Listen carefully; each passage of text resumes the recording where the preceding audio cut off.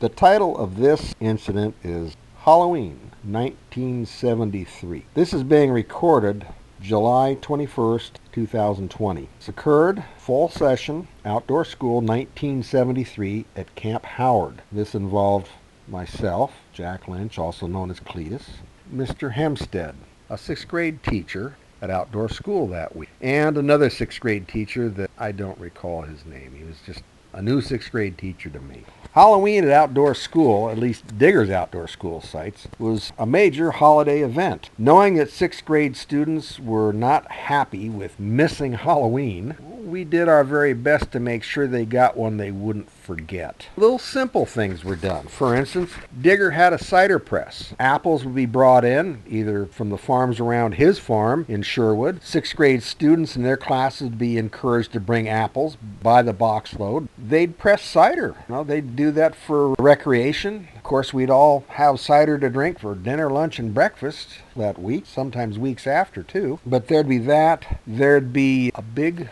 Halloween celebration Halloween night. The 6th graders would be going to camp with the joy out of their lives because they'd be missing Halloween. Little did they know what would be going on. They'd have the bejeebers scared out of them. This particular time, Digger had it set up so that after dinner on Halloween, he'd be making an announcement about what's going to happen. And it was already worked out. The cannon that we used for flag salute would be loaded and ready to go. After dinner, Digger'd say something to the effect of, well, tonight we're going to have a Halloween celebration. And at that point, with the right word, someone would hit the circuit breaker and shut all the power off. All the lights would go black. The dining hall with everybody in it, black. There'd be some squeals. There'd be some screaming. Digger'd let that go to a little bit, and then he'd say, would someone please get the lights on? At which time, the lights wouldn't be turned on. The cannon would be fired. This thing had a roar and a clap to it that just shook you. There'd be more screaming. There'd be just, we need to get the light. Please, someone do something. And when the word someone do something was said, then a couple lights would be turned back on. Digger'd calm them down and let them know that they'd all be going back to their cabins, get cleaned up. And as soon as they were cleaned up, then we'd see what we could do for Halloween. They'd meet back up at the dining hall, and Digger would let them know that we're going to have a Halloween walk by cabin loads. What we'd worked out was there were scare stations around the camp. They were all separated. You couldn't see one to the next. So you'd go to one station, like one of them where Rhoda would be at. Rhoda was the animal resource specialist, also known as Rhoda Landell. She had a big black cauldron with a fire going underneath. She had a witch's outfit on, with the pointy black hat, with the makeup. She was late 50s, early 60s. She could play that part. She didn't say a word. She's just silently there watching. Kids would walk by, and she'd look at them with that certain look, and they'd just get the spooks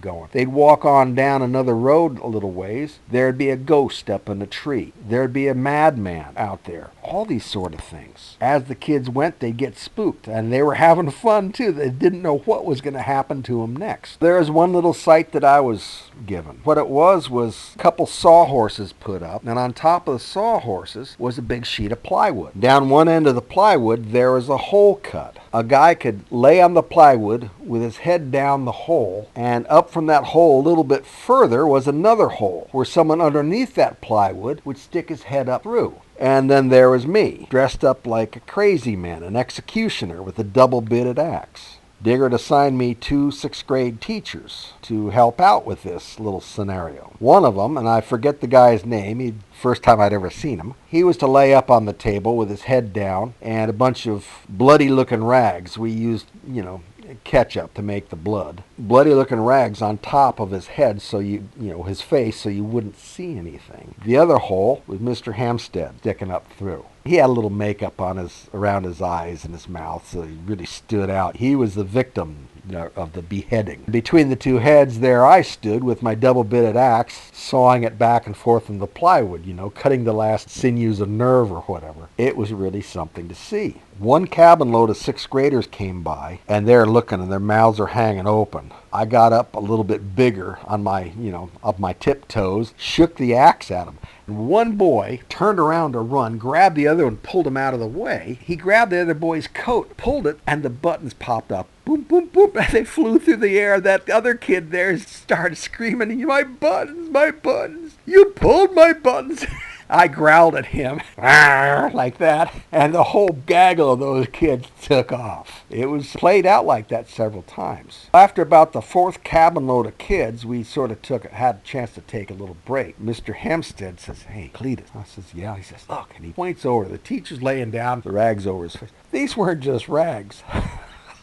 I didn't know it. I just grabbed a bunch of rags out of the rag bin in the nurse's cabin. These are all women's panties, old women's panties that were there. I don't know where they came from or whose they were, but these are panties that were heaped on top of this teacher's face. Hempstead and I were just about ready to die the rest of the night. Every time we'd look up, the guy's face would show, we'd put the panties back over it some more.